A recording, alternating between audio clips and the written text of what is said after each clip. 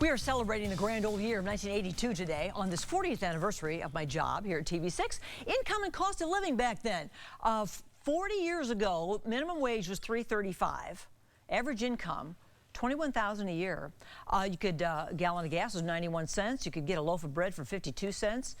Eggs were $1. And the old postage stamp, 20 cents. My goodness, that was the year the way it was in 1982, 40 years ago.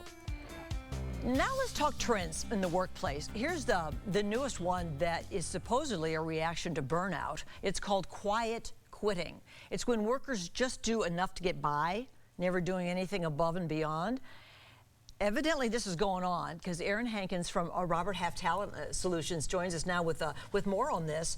And are you hearing and seeing this yourself, Erin, in the workplace? Yeah, we are. Burnout is, a real thing. It's something that that organizations are highly sensitized to, and individuals are feeling. So yeah, we're seeing it and picking up. Sure. And I think maybe they're seeing it as, yeah, I've got this job, but I'm not going to go overboard. I'm going to check out a little bit, maybe for my own mental health. Is that a main reason people are using? Yeah, and so many people, like you're looking at individuals that might have been able to gain a lot more flexibility with their schedules. A lot of those individuals are citing that they're working more hours than they did, before the pandemic. We create a situation where it's just harder to take breaks. It's harder to step away. It's harder to, put some separation in between, work and personal when they're often happening in the same place sometimes. Well, there are drawbacks, of course, to this kind of skating, coasting kind of attitude. And the first one you want to know about is it does put your professional reputation at risk. I mean, once people think you're doing that, it's like, can you be trusted in the workplace, right? Absolutely. Managers really value indispensable team members. And so, putting in a minimum or less than they've known you to put in before, it can really hold you back from advancing professionally, of course. Yeah, and limiting your career growth in general? Yeah, absolutely. Whether it's a higher salary, a promotion, or, a really intriguing, assignment or project, those could all be things that are not within reach if that's being perceived. And, I guess in general, it could disqualify you from, you mentioned, maybe getting raises or promotions because it's like, well, that's not a person who's ready to advance or even wants to be here.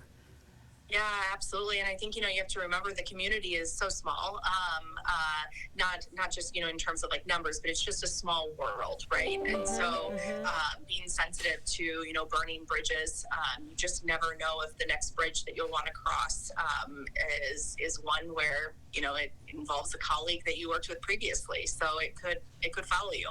Well, let's take the side of the worker right now, the employee. I mean, we're all just, things are stressful now in general in life. What can we do in the job at work to feel better mentally, but to still do the best work we can do? What recommendations might you have about that, Erin? Yeah, that's a great question.